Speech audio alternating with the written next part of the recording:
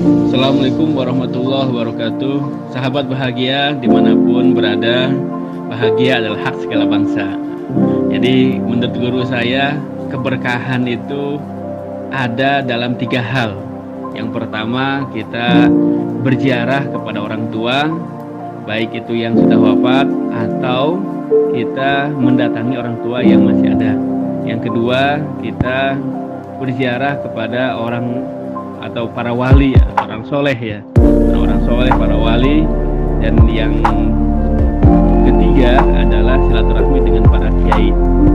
Nah, dan sekarang ini kita akan melaksanakan ziarah kepada seorang sahabat Rasul Shallallahu Alaihi Wasallam yang bernama Abu Ayyub Al Ansori. Beliau adalah seorang sahabat yang sangat dekat dengan Rasulullah, karena Rasulullah sempat tinggal di rumah beliau. Ya, mari kita lihat bagaimana kondisi keadaan makam Abu Ayyub Al Ansori dan kita akan berdoa di sana.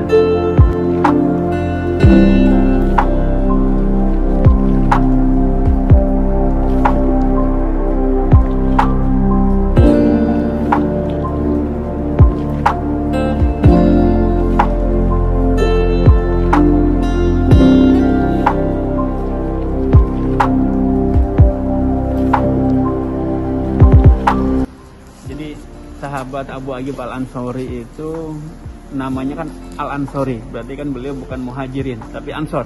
Beliau dari Yathrib, dari Madinah. Dan ini luar biasa kisahnya. Ketika Rasul SAW hijrah dari kota Mekah ke Madinah, beliau disambut oleh semua masyarakat Yathrib waktu itu dengan tola al-badru alaina. Kemudian masing-masing rumah itu menawarkan agar Rasulullah tinggal di rumah mereka.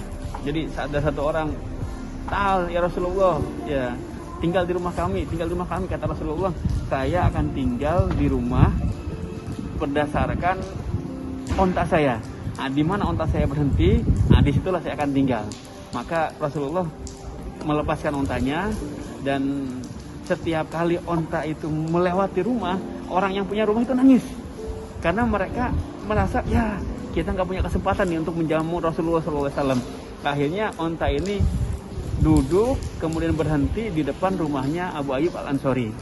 Ketika itu Rasulullah mengatakan bahwasanya saya akan menginap di rumah Abu Ayyub Al Ansori. Dan ada kisah yang luar biasa. Rumah beliau kan tingkat 2, rumah Abu Ayyub Al Ansori itu. Kata Abu Ayyub, wahai Rasul, engkau sebaiknya tinggal di atas. Nah, karena saya tidak mau saya berjalan di atas, kemudian Rasul ada di bawah. Jadi kaki saya itu berada di kepala Rasulullah. Saya nggak mau. Kata Rasulullah, wahai Abu Ayyub, aku akan menerima banyak tamu. Kalau misalkan aku tinggal di atas, nanti aku akan mengganggu kamu. Ini luar biasa. Akhlak Rasulullah luar biasa. Dan Abu Ayyub pun sangat menghormati Rasulullah. Jadi diambillah sebuah titik temu. Ya, jadi kata Rasulullah, biarlah aku di bawah sini. Ya, sehingga tamu-tamu yang datang kepadaku akan merasa leluasa, dan kamu pun leluasa di atas, tidak terganggu oleh tamu-tamu. Akhirnya Rasulullah tidur di bawah, kemudian Abu Ayyub di atas. Semalaman suntuk beliau dan istrinya nggak tidur. Luar biasa. Dan itu sepanjang malam diem aja. Beliau berdua itu ada di sudut. Jadi rumah itu atas itu kan pasti ada sudutnya. Beliau tinggal di sudut, tidak berani berangkat bergerak kemana-mana. Ketika pagi sudah datang, mereka itu jalan di pinggir-pinggir, jalan di pinggir-pinggir sampai ke tempat tangga. Kemudian ketika disampaikan oleh Rasulullah langsung mengatakan, wahai Abu Ayyub, kalau seperti itu mulai besok aku yang di atas. Ya, karena Rasulullah perasaan kan, ini saya nggak mau merepotkan sahabat. Akhirnya Rasulullah tinggal di atas, kemudian Abu Ayyub di bawah. Dan Abu Ayyub Ansori ini sahabat yang luar biasa. Beliau umurnya panjang juga, dan beliau sempat hidup sampai usia 80 tahun. Nah, dan beliau ikut beserta pasukan yang akan membebaskan Konstantinopel. Ya, waktu itu masih di dinasti Umayyah. Dinasti Umayyah, kebetulan waktu itu pasukan muslim belum berhasil menaklukkan Konstantinopel.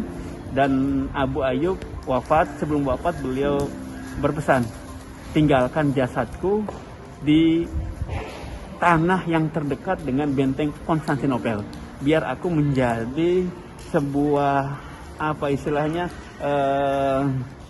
pertanda bahwasanya umat Islam sempat ke sini meskipun belum berhasil, dan nanti pada saatnya akan ada generasi yang berikut yang akan menaklukkan Konstantinopel. Dan kita udah tahu semuanya bahwasanya Islam melahirkan Mehmed Al-Fatih, ya Muhammad Al-Fatih kita mengatakannya, dan akhirnya Konstantinopel pun bisa dilaklukkan, sekarang menjadi Turki ya, jadi Istanbul sekarang.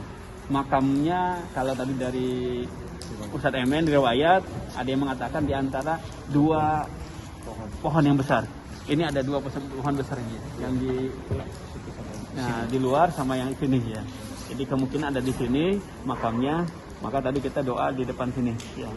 Tapi kebanyakan orang doanya di belakang. Di belakang. Di situ yang dibangun ada kubahnya ya. Kubahnya. Ya. Cuma dari riwayatnya ada yang bilang antara dua. Jadi ini juga dibangunkan juga berbeda ya, kan? Betul. Ya. Nah, kita lihat ke ini ya. Ke dalam ya.